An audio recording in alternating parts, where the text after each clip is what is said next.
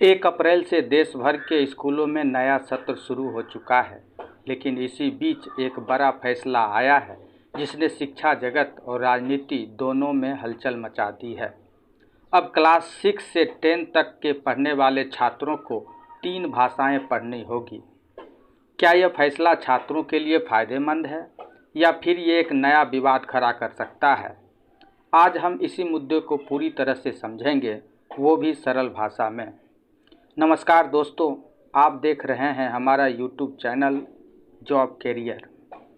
बताते चलें कि central board of secondary education यानी CBSE ने नई शिक्षा नीति 2020 के तहत एक नया गाइडलाइन जारी किया है।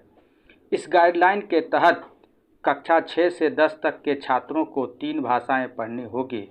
इनमें से कम 2 भारतीय भाषाएं होना जरूरी है। यानी अब छात्रों को सिर्फ अंग्रेजी और एक भाषा नहीं बल्कि 3 भाषाओं का ज्ञान लेना होगा। आखिर इसका मकसद क्या है?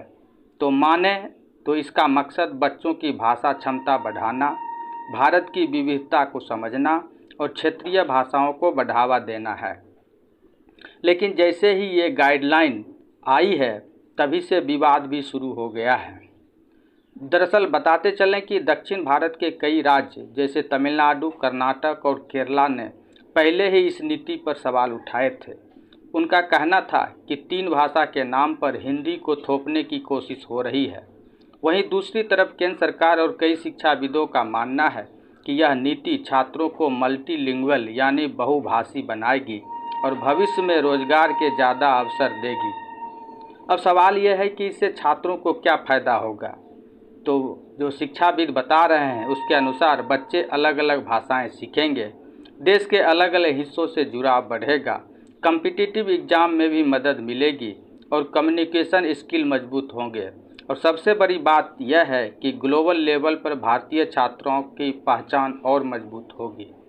लेकिन इसके साथ ही कई चुनौतियाँ भी हैं। छोटे बच्चों पर पढ़ाई का बोझ बढ़ सकता है।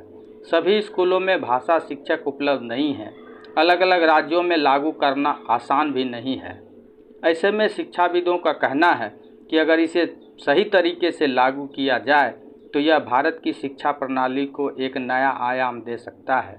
लेकिन अगर जल्दीबाजी में लागू किया गया तो यह छात्रों के लिए मुश्किल भी बन सकता है। तो कुल मिलाकर CBSE का यह फैसला एक बड़ा बदलाव है। अब देखना होगा कि यह छात्रों के लिए अवसर बनता है या फिर एक नया विवाद। आप क्या सोचते हैं? क्या 3 भाषाएं पढ़ना सही फैसला है? कमेंट में ज़रूर बताएं। अगर वीडियो पसंद आए तो लाइक करें और ऐसे ही एजुकेशन से जुड़ी खबरों के लिए चैनल को सब्सक्राइब करना ना भूलें। धन्यवाद।